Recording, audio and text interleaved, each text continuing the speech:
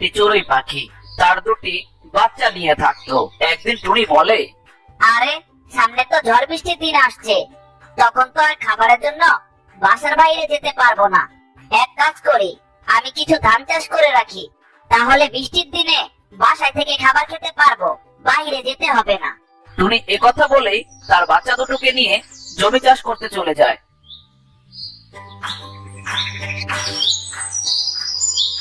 টুনি আর তার বাচ্চা নিয়ে জমি চাষ করছিল।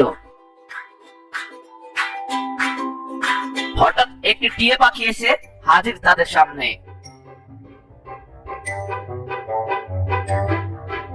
টিয়া পাখি বলে, কি রে টুনি, এইসব কি করছিস? সামনে ঝড় বৃষ্টির দিন, তাই আগে থাকতেই খাবার জোগাড় করে রাখছি, যাতে বৃষ্টির সময় বের হতে না হয়।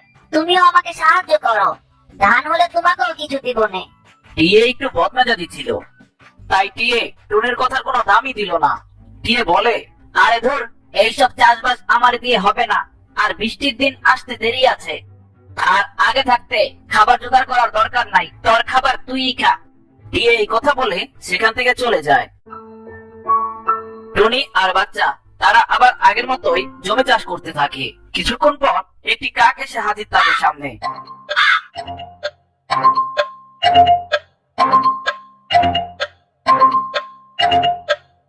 কাকটি বলল, কি রে টুনি, ছানাপোনা নিয়ে এসব কি করছিস?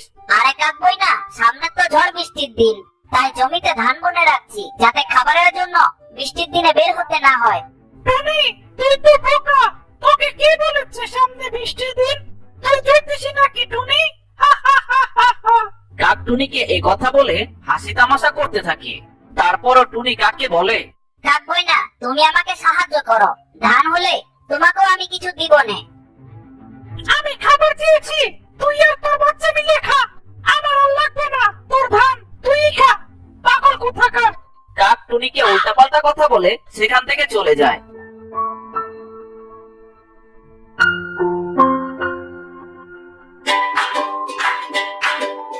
কিছুদিন পর টুনির জমিতে অনেক ধান হয়। তা থেকে টুনি অনেক খাবার পেয়ে যায়।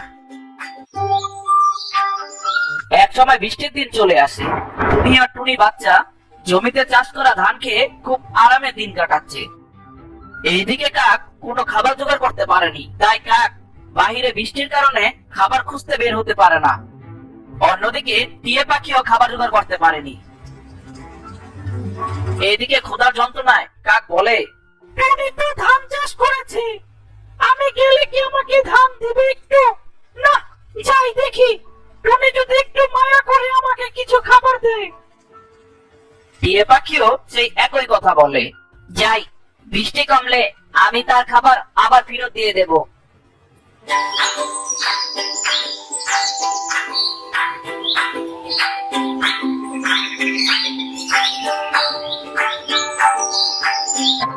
টিয়ে আর কাক দুজন টুনির বাসায় এসে বলে, টুনি, ও টুনি, আমাকে একটু খাবার দিবে?